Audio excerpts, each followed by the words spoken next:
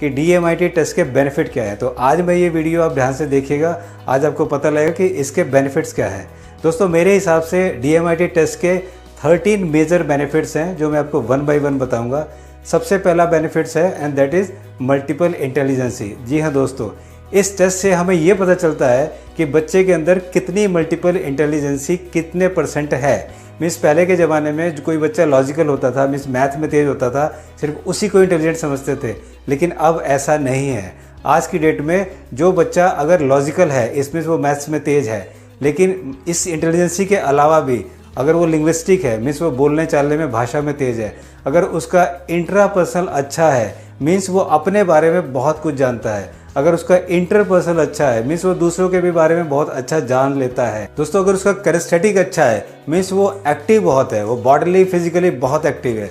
और अगर उसका विजुअल स्पेशियल अच्छा है तो इट मीन्स कि उसका विजुअलाइजेशन बहुत अच्छा है, वो विजुअलाइज बहुत अच्छा कर लेता है। अगर वो म्यूजिकल बहुत अच्छा है, इट मीन्स कि वो म्यूजिक में बहुत अच्छा है, वो एक रिदम में एक अच्छे टोन में बात करता है। और अगर उसका नेचुरलिस्टिक अच्छा है, इसमें वो नेचर के बहुत करीब है। तो ये जितने भी 8 मल्टीपल इंटेलिजेंसी है, इसके बेस पर बहुत सारे करियर ऑप्शंस होते हैं। हमारे इंडिया में मोस्टली 2 ही करियर ऑप्शन पे लोग जाते हैं, वो है इंजीनियरिंग और डॉक्टरी, लेकिन more than 2000 career options are available. तो ये हमारा है मल्टीपल इंटेलिजेंसी। तो दूसरा है दोस्तों ब्रेन डोमिनेंस। जी हाँ दोस्तों, ब्रेन डोमिनेंस हमारे 2 होते हैं, लेफ्ट ब्रेन और राइट ब्रेन। लेफ्ट ब्रेन जो हमारा एनालिटिकल होता है और राइट ब्रेन हमारा क्रिएटिव और इमोशनल होता है। थर्ड है लर्निंग स्टाइल। एक बच्चे के अंदर 3 लर्निंग स्टाइल होती हैं। मीन्स अगर कोई बच्चा विजुअल है तो उसको देख देख के पढ़ाना चाहिए, अगर कोई बच्चा ऑडिटरी है तो उसको सुन के पढ़ाना चाहिए, उसको बोल बोल के पढ़ाना चाहिए, और अगर कोई बच्चा कैनेस्थेटिक है तो उसे खुद करना चाहिए। जब तक वो खुद नहीं करेगा तब तक उसको समझ में नहीं आएगा। तो ये बहुत बड़ा बेनिफिट है, that is called learning style. Fourth है दोस्तों पर्सनैलिटी टाइप।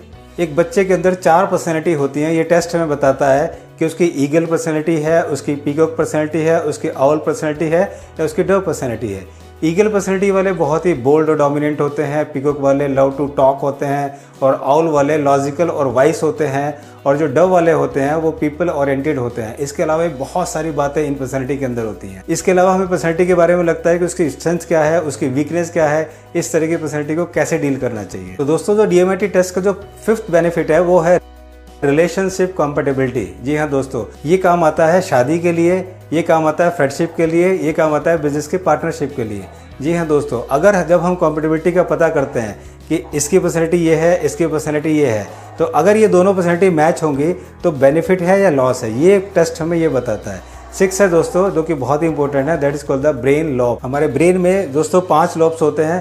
पहला होता है प्रीफ्रंटल, दूसरा होता है फ्रंटल, तीसरा होता है पैराइटल, चौथा होता है टेम्पोरल, और 5वां होता है ऑसिपिटल। जी हाँ दोस्तों, इन सब के अलग अलग काम है। तो ये ब्रेन लॉब टेस्ट में ये पता चलता है कि इसका कितना %, कौन सा ब्रेन लॉब सबसे ज़्यादा एक्टिव है और कौन सा ब्रेन लॉब ज़्यादा इनएक्टिव है। 7वां है दोस्तों एक्वायरिंग स्टाइल। जी हाँ दोस्तों, ये भी बहुत यूजफुल है। दोस्तों 4 तरह की एक्वायरिंग स्टाइल होती है। क्या वो सेल्फ कॉग्निटिव है, क्या वो इफेक्टिव है, क्या वो रिफ्लेक्टिव है, और क्या वो रिवर्स थिंकर है। अगर हमें ये पता चल जाए तो उसी हिसाब से उस बच्चे को तैयार किया जा सकता है। और 8वां है दोस्तों दैट इज कॉल्ड क्वोशिएंट।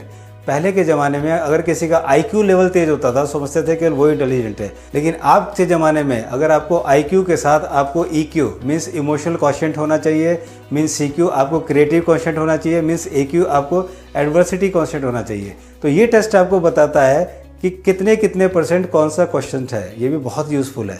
और 9th है दोस्तों, ये टेस्ट हमें बताता है मैनेजमेंट स्किल, कि उस बच्चे के अंदर कितनी मैनेजमेंट स्किल है। मीन्स क्या मैनेजमेंट स्किल के लिए कम्युनिकेशन चाहिए, लीडरशिप चाहिए, डिसीजन मेकिंग चाहिए, तो क्या वो उसके अंदर है, और अगर है तो कितने %। और 10th है सब्जेक्ट सिलेक्शन। ये भी बहुत यूजफुल है। हम लोग 10th के बाद बहुत कन्फ्यूज़ होते हैं कि हम लोग कौन से सब्जेक्ट का सिलेक्शन करें। तो दिस इज़ वेरी यूजफुल कि आप सब्जेक्ट का सिलेक्शन बहुत ईजिली कर सकते हैं। हम ये पता कर सकते हैं कि बच्चे को साइंस दिलाना चाहिए, बच्चे को कॉमर्स स्ट्रीम दिलाना चाहिए, बच्चे को कंप्यूटर में डालना चाहिए, या बच्चे को मैथ्स में जाना चाहिए। तो ये भी बहुत यूजफुल है। और 11 पॉइंट है दोस्तों डिपार्टमेंट सूटेबिलिटी। जी हाँ दोस्तों, उसे एडमिन में जाना चाहिए, उसे परचेज डिपार्टमेंट में जाना चाहिए, उसे सेल्स डिपार्टमेंट में जाना चाहिए, उसे ऑपरेशन में जाना चाहिए, या उसे किस डिपार्टमेंट में जाना चाहिए। इस तरह से हम ये भी पता करते हैं। और नेक्स्ट और 12th पॉइंट है दोस्तों एक्टिविटी। ये भी बहुत यूजफुल है कि बच्चे को किस एक्टिविटीज़ में पार्टिसिपेट करना चाहिए। उसे साइकिलिंग में जाना चाहिए, उसे कुकिंग में जाना चाहिए, उसे म्यूज़िक में जाना चाहिए, उसे डांस में जाना चाहिए, उसे किस एक्टिविटी में जाना चाहिए, वो भी ये टेस्ट बताता है। 13 last point but not the list, that is professional career. बहुत यूज़फुल कि कैंडिडेट को, बच्चे को किस प्रोफेशन में जाना चाहिए। उसे बिज़नेस करना चाहिए या उसे जॉब में सेल्स मार्केटिंग में जाना चाहिए, उसे एचआर में जाना चाहिए, उसे प्रोडक्शन में जाना चाहिए या उसे ऑपरेशन में जाना चाहिए। तो ये 13 मेजर बेनिफिट्स हैं जो हमें DMIT टेस्ट से पता चलते हैं। मुझे उम्मीद है कि आप लोग